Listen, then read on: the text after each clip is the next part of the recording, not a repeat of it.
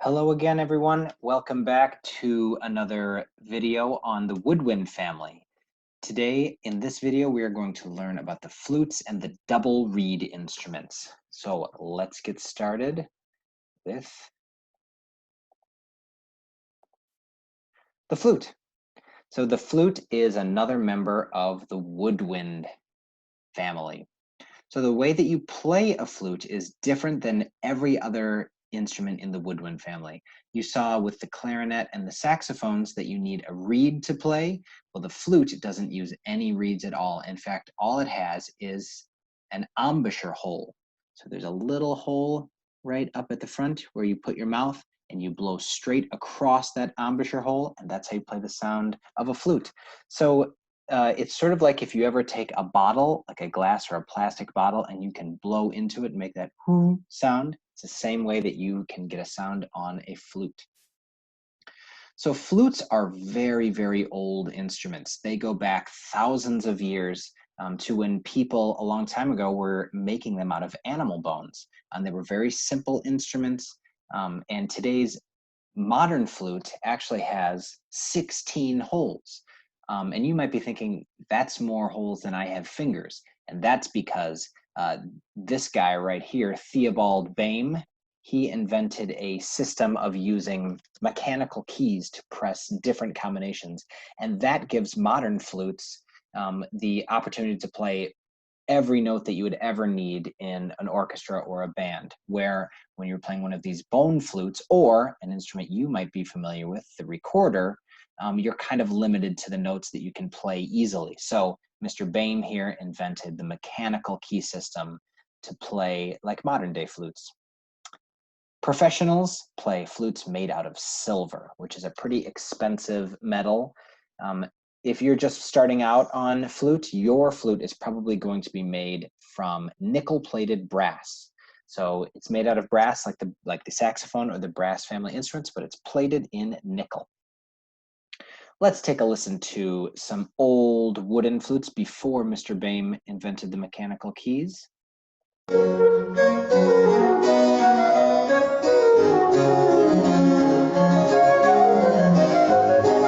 a great beard.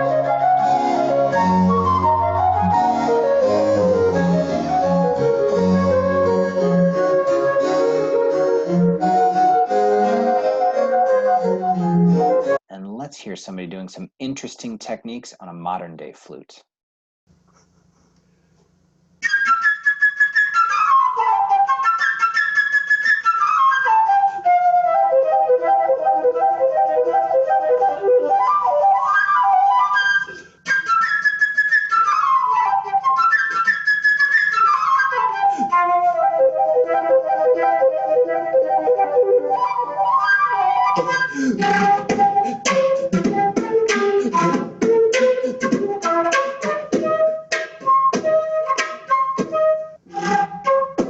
Playing drum sounds with his mouth while playing the flute. Pretty cool. Here are the parts of the flute. When you take it out of your case, it's in 3 pieces. You have the head joint, body, and foot joint. And then up on the head joint, you have the embouchure hole and lip plate, and then the tone holes and the keys. There is the flute. So the flute also has a relative that's played sometimes in bands or orchestra, which is the piccolo. The piccolo is exactly half the size of the flute, meaning that you actually play it the same way that you play the flute, just your fingers are way closer together. Piccolos can be made out of metal like the flute, but they can also be made out of grenadilla wood, just like we saw the clarinets were made out of. And piccolos, even nice professional piccolos, still produce a very high piercing sound. Let's go back and listen to a video of the piccolo. This is in a very famous song called The Stars and Stripes Forever.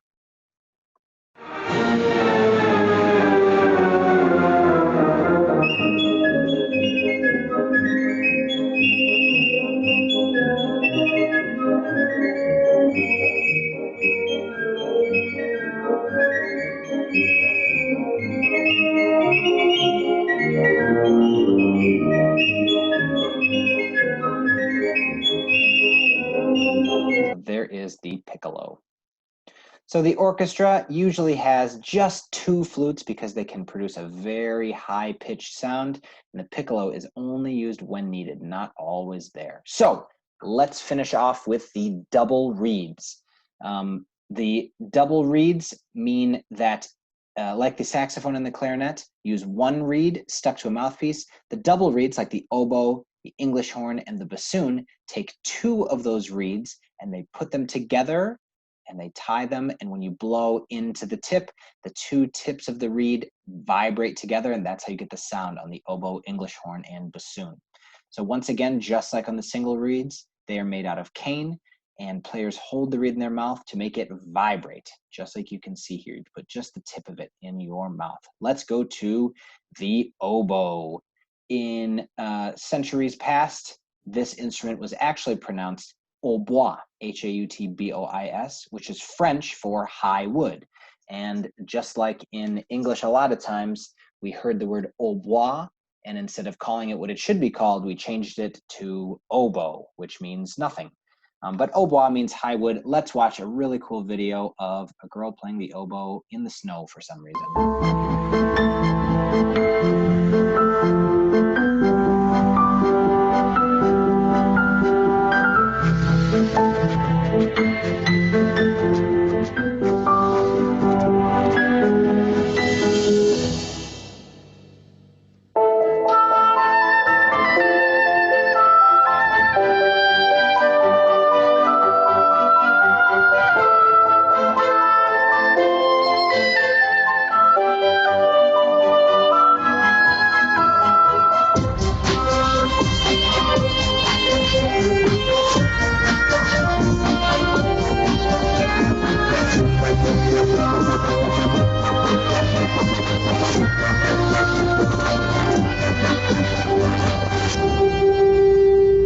Looks cold.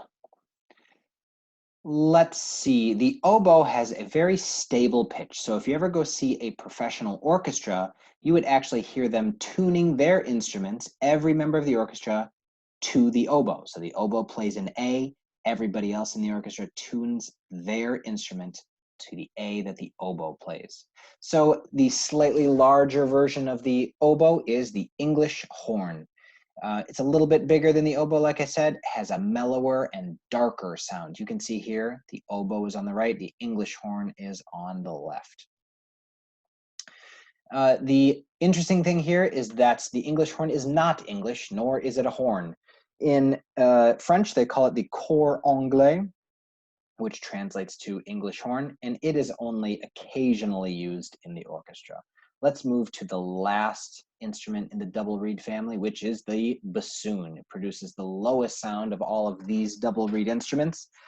It's actually a little bit longer than it looks. It doubles back on itself. So you blow in right here, the air travels down and then back up and exits the bell up there. Sometimes they are made from maple, like the backs of the violin and the viola, or sometimes they're made out of pear wood. Yep, pears like the fruit. So let's go through the pieces of the bassoon. Over here you have the double reed on the end.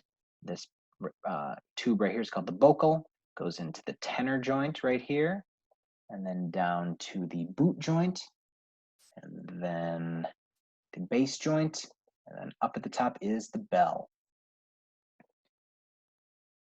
So, let's watch the video. You don't want to miss that. This is a theme from a pretty popular video game you may recognize.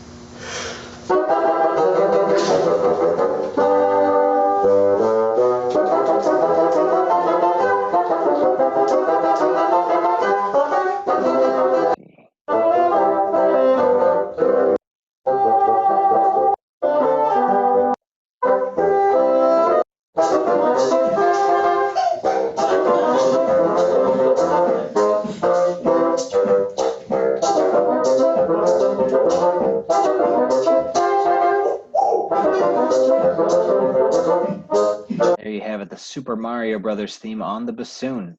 So you can see the bassoons in an orchestra sit right back here by the oboes and the English horn behind the violas. There's usually maybe 2 or 3 bassoons in an orchestra. So that does it for the flutes and the double reeds and actually finishes the entire woodwind family. If you didn't watch the first half, go back and watch the clarinet and the saxophones, and I will see you on the next one. Okay, guys, goodbye.